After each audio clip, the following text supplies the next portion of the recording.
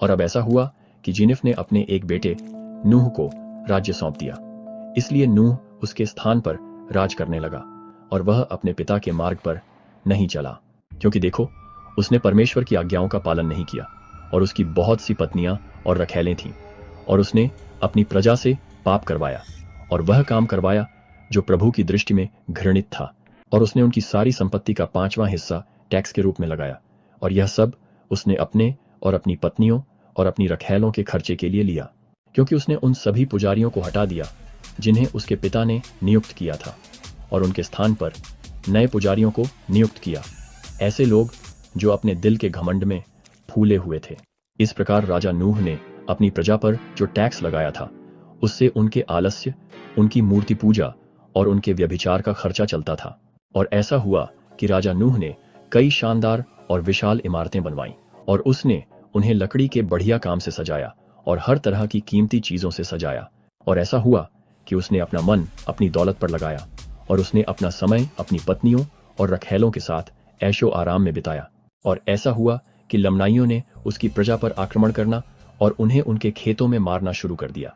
और ऐसा हुआ कि राजा नूह ने अपने रक्षकों को उन्हें रोकने के लिए देश भर में भेजा, लेकिन उसने पर्याप्त संख्या में रक्षक नहीं भेजे, और लमनाइयों ने उन पर हमला किया और उन्हें मार डाला और उनके बहुत से झुंडों को देश से बाहर खदेड़ दिया।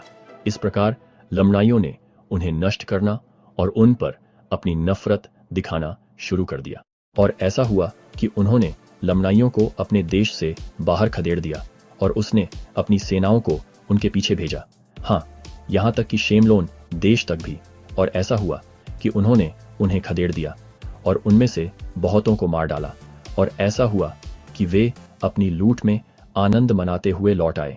और ऐसा हुआ कि उनके बीच एक आदमी था जिसका नाम अबिनदी था, और वह उनके बीच गया और भविष्यवाणी करने लगा और कहा, देखो, प्रभु यूं कहता है, इस प्रजा पर हाय, क्योंकि मैंने उनके घृणित काम देखे हैं, और जब तक वे पश्चाताप नहीं करते मैं उन पर अपने क्रोध में आऊंगा, मैं उन्हें उनके शत्रुओं के हाथ में कर दूंगा।